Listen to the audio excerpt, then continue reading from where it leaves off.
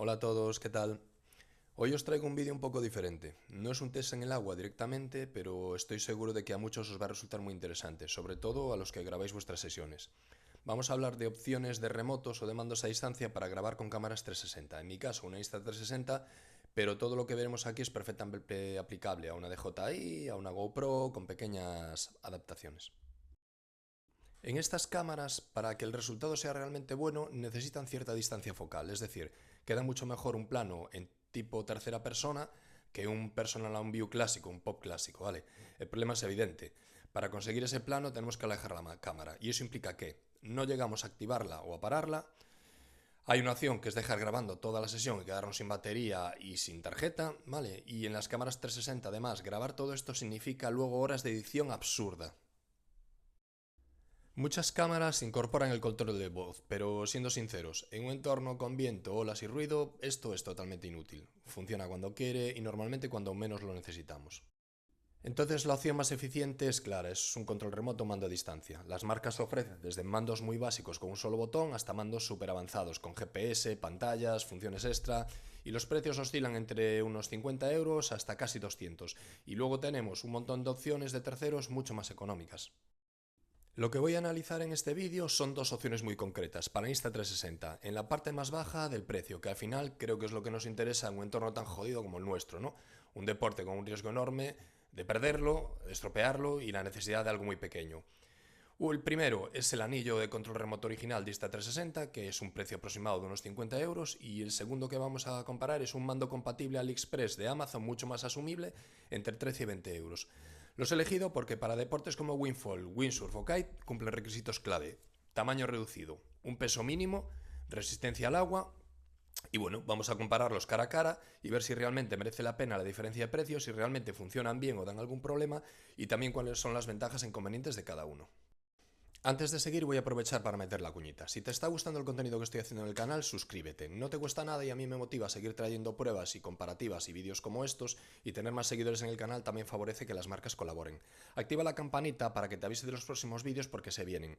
Nuevas reviews de tablas que ya tengo en mi poder, dos midlens, uno para Wing y otro para Wing, una tabla corta y unos extras revolucionarios que en un par de semanas saldrán a la venta y que he tenido la oportunidad de colaborar con la marca en su test previo. También voy a hacer un vídeo muy interesante comparando material del World Cup con el que usamos de serie, de la mano de un rider del circuito de Wingfoil que nos contará muchas cosas. Te aseguro que este vídeo te va a sorprender. Vamos a ver foils Chubanga, Mike's Lab, velas double skin, los ordenadores de a bordo que llevan y cómo los usan, las tablas custom de marcas super especializadas que usan y nos va a explicar cómo funciona el circuito, cómo entrenan, etc. Bueno, súper guapo. También abajo en la descripción os dejo los enlaces de compra de los dos mandos que estamos testando por si os apetece comprarlos. Bueno, y seguimos con el vídeo. Vamos a verlo ahora juntos. A simple vista son diferentes en tamaño, pero ambos son muy ligeros y lo suficientemente pequeños para colocarlos en la botavara. Como características comunes, los dos son resistentes al agua IPX7, los dos tienen más de 10 metros de alcance y los dos tienen autonomía suficiente para sesiones largas. La gran diferencia está en que las características físicas y de durabilidad, no tanto en funcionalidad, pues son diferentes.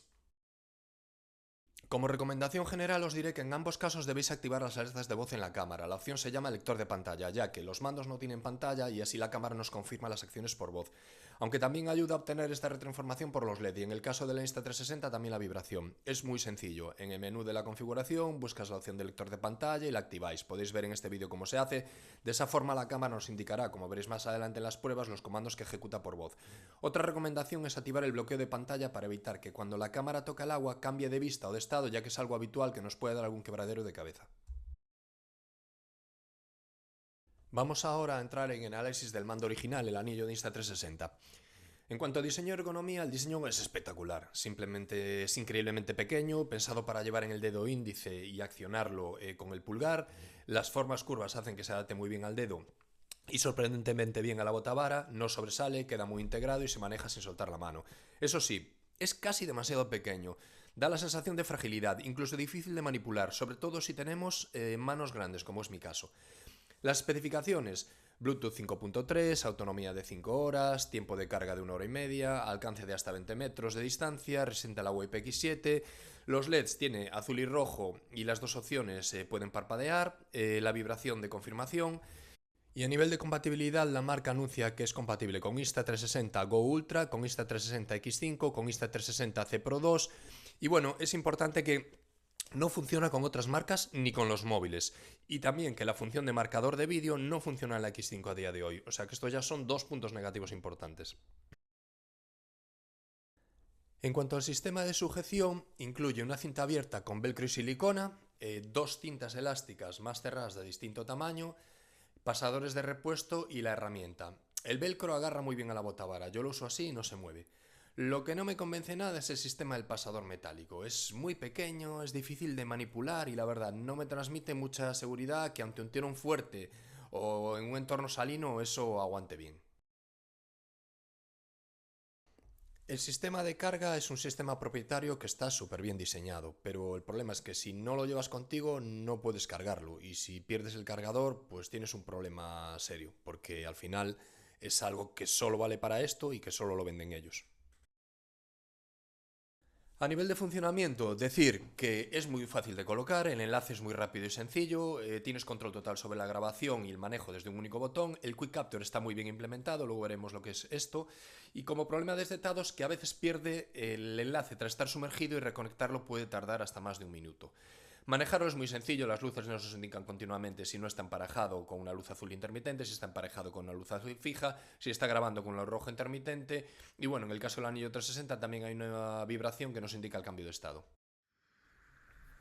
El proceso es bien sencillo de manejo. Encendemos la cámara y el mando y lo enlazamos. Se enlaza, bueno, pues como viene definido en las instrucciones, que es bien sencillo. Solo hace falta buscar la configuración de Bluetooth y nos aparecerá como Insta360 Ring y lo seleccionamos. Una vez hecho esto, siempre se emparejará al encenderlo.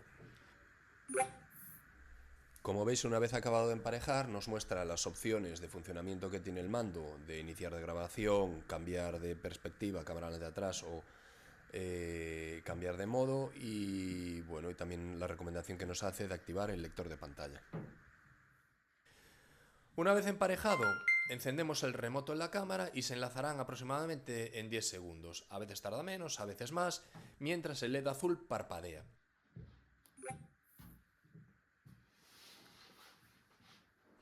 Una vez enlazado, establecido el enlace, el LED azul se queda fijo y simplemente tenemos que presionar el botón una vez para iniciar la grabación. Entonces el LED pasará a parpadear en rojo y la cámara nos indicará si hemos activado el lector de voz que se inicia la grabación. Un toque de nuevo al botón y la cámara dejará de grabar y el LED volverá a pasar a azul fijo y la cámara nos advertirá que la grabación ha terminado. Si pulsamos dos veces continuadas el botón, alternaremos entre la cámara delantera y trasera. La verdad, algo que le veo muy poco uso en la situación que lo vamos a utilizar nosotros. Si pulsamos tres veces continuadas el botón, alternaremos entre modo fotografía y vídeo. Si pulsamos el botón durante 2 segundos, el mando y la cámara se apagarán conjuntamente. Y ahora hay dos opciones.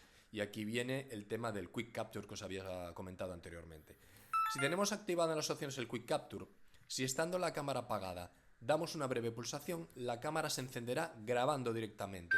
Y una vez pasados 10 segundos, cuando el remoto se enlace y la luz azul se ponga fija, pasará automáticamente a rojo parpadeando. En ese momento podemos parar la grabación cuando queramos y la cámara dejará de grabar y automáticamente se apagará si en los próximos 4 segundos no accionamos el botón del mando o tocamos la cámara.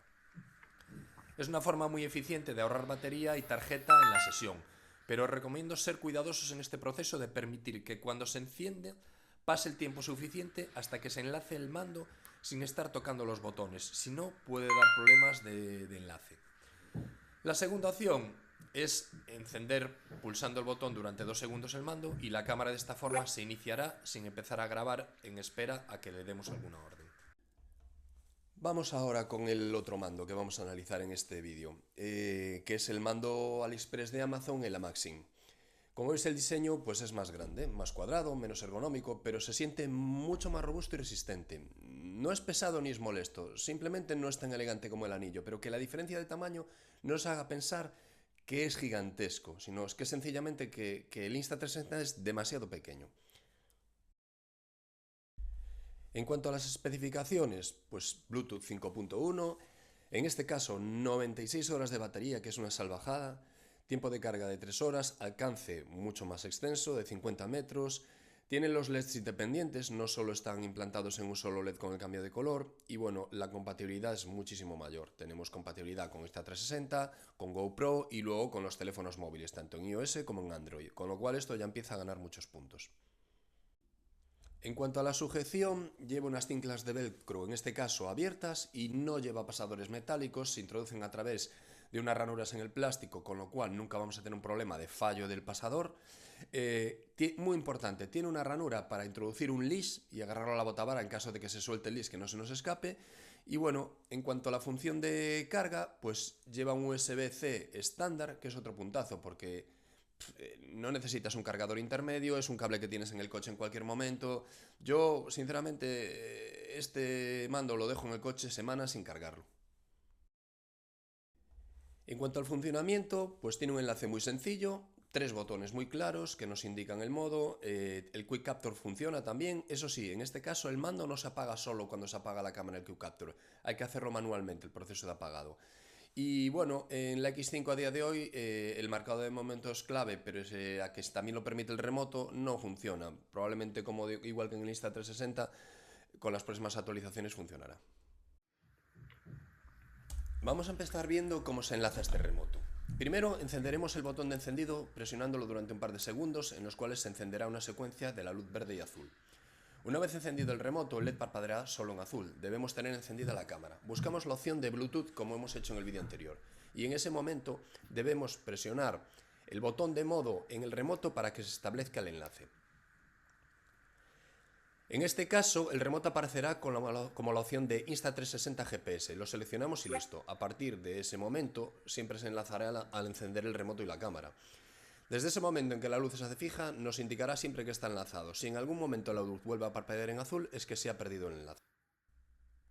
Vamos a ver ahora el funcionamiento en profundidad. Encendemos el remoto presionando el botón de encendido. En ese momento el LED empezará a parpadear en azul y con la cámara encendida se iniciará el emparejamiento. Una vez emparejado, la luz azul se vuelve fija y nos indica que ha habido un emparejamiento entre el remoto y la cámara. Para empezar a grabar, sencillamente presionamos una vez el botón de grabado, el lector de pantalla nos indicará que se ha iniciado el proceso y la luz en rojo empieza a parpadear, indicándonos que está en grabación. Para dejar de grabar, sencillamente presionamos una vez, la luz roja desaparece y vuelve a ponerse la luz azul y el lector de pantalla nos indicará que se ha iniciado la grabación. En este caso, el cambio de modo, presionando el botón de modo en el remoto, es diferente al de Insta360. Nos llevará a lo largo de todas las opciones de vídeo que tenemos dentro de la cámara, cambiando a 4K, 5K, etcétera, 60 fotogramas. Bien, y para apagar, sencillamente presionamos el botón durante unos segundos y tras la secuencia de luces, la cámara se apaga. Vamos a ver ahora cómo funciona la opción del Quick Capture en esta cámara y este remoto. Habiendo apagado previamente el mando y la cámara desde el remoto, sencillamente pulsamos dos veces el botón de grabación y automáticamente se encenderá la cámara grabando. Al principio, como veis, mientras no se establece el enlace, el remoto parpadeará con la luz en azul, pero en el momento que se establece el enlace, parpadeará en azul y de nuevo pasará a la luz roja indicándonos que ha grabado. Es importante durante este proceso no tocar los botones para que los mandos no se vuelvan locos, igual que pasa en el Insta360. Después, posteriormente, sencillamente, para parar de grabar, un solo toque en el botón de grabación y como veis se apaga la cámara.